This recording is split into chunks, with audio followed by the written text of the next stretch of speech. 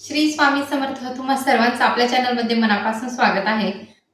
आज मी तुम्हाला अतिशय सुंदर असा एका ताईंच्या सेवेचा अनुभव सांगणार आहे, जो की 11 गुरुवारांचा अनुभव आहे आणि अनुभव अतिशय सुंदर आहे. खूप दिवस झाले हा अनुभव त्यांचा मला तुमच्यासोबत शेअर करायचा होता, पण काही वेळेअभावी काही दुसऱ्या सेवा ज्या होत्या इम्पॉर्टंट त्या आपल्याला सांगायच्या होत्या. त्यामुळे जो हा अनुभव आहे तो सांगणं शक्य झालंच नाही. अनुभव खूप सुंदर आहे. आणि मेन म्हणजे ह्या ताईंनी 11 गुरुवार जे व्रत केलं, त्या गुरुवाराचं त्यांना एवढं सुंदर फळ मिळालं, की ज्या ताई इतके दिवस भाड्याच्या घरामध्ये राहत होत्या, गेली 16 वर्ष त्यांची त्या भाड्याच्या घरामध्ये गेली आणि 11 गुरुवारांच्या व्रतामुळे त्यांचं घर कसं झालं, हे आज मी तुम्हाला सांगणार आहे. तर अनुभव आपल्या जालन्याच्याच एका ताईंचा आहे. तर अनुभव सुंदर आहे.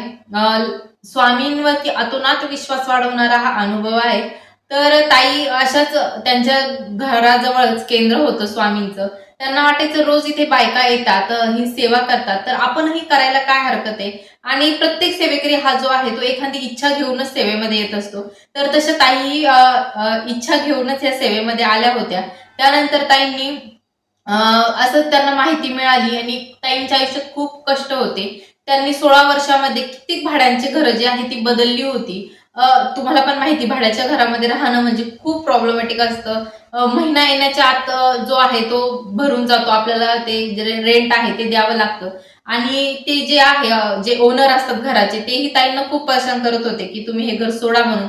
आम्हाला घर रिकामं करून द्या. आम्हाला घर पाहिजे आहे आणि पावसाळ्याच्या दिवसात कसं होतं, की रूमा थोड्या भेटत नाही.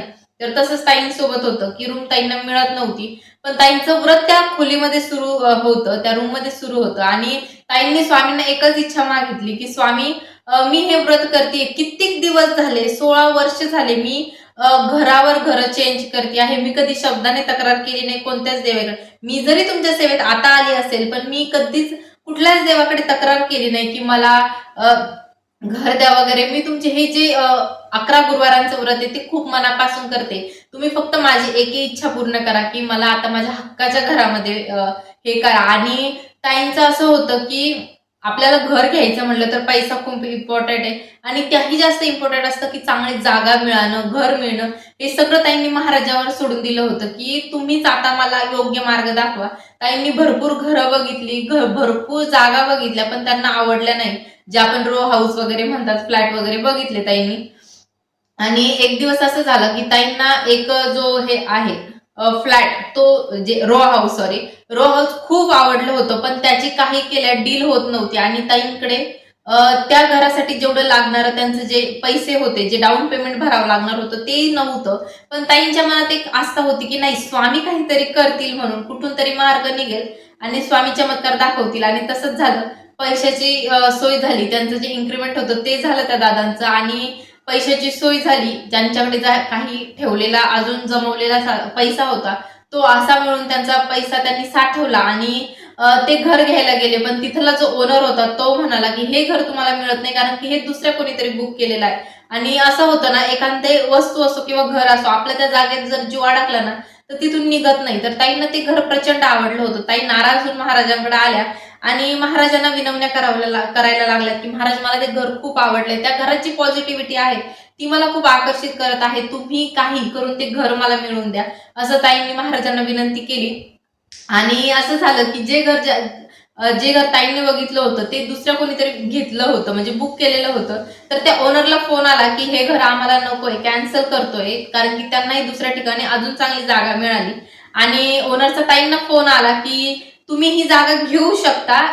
ज्यांनी हा फ्लॅट बुक केला होता, तो कॅन्सल झाला आहे काही कारणास्तव. आणि ह्या प्रचंड खुश झाल्या होत्या. आणि ज्या दिवशी आश्चर्य तुम्हाला आता सांगते, ज्या दिवशी ताईंना हा कॉल आला, त्या दिवशी ताईंचा 6वा गुरुवार होता. त्या रोची रजिस्ट्री असो, त्यांचं जे काही आपलं फ्लॅट नावावर करायचं असतं, ते सगळं त्यांचं गुरुवारीच घडलं. आणि आता येत्या गुरुवारीच ताईंचा 11वा गुरुवार आहे. तर 11व्या गुरुवारी ताईंचा त्या घरामध्ये गृहप्रवेशाचा कार्यक्रम म्हणजे जी वास्तुशांती म्हणतो, ते ठेवलेलं आहे ताईंनी. आणि ही प्रचंड आनंदाची गोष्ट आहे. कारण की एखाद्या सेवेत येणं आणि ते त्याचं फळ महाराजांनी देणं. आणि जे नवीन सेवेकरी असतात ना, तर त्यांना सेवेची काहीच माहिती नसतं. त्यांच्या मनात कुठलाही स्वार्थ नसतो. ते महाराजांच्या सेवेत रुजवते. महाराज त्यांना लवकर फळही देतात असं तरी मला वाटतं. कारण की जेव्हा मी सेवेत आले होते महाराजांनी भोग भोगून घेतले आणि फळ दिलं. असंच असतं की आपण जेवढी मनापासून सेवा करू तेवढं महाराज आपल्याला देत असतात. तर ही छोटासा असा अनुभव होता. तुम्हालाही हा अनुभव कसा वाटला आणि तुमचे अनुभव शेअर करायचे असतील तर मला इन्स्टाला साक्षी लाईफस्टाईल या पेजला नक्की कॉन्टॅक्ट करा. व्हिडिओ आवडला असेल तर नक्की लाईक शेअर सबस्क्राईब करा. श्री स्वामी.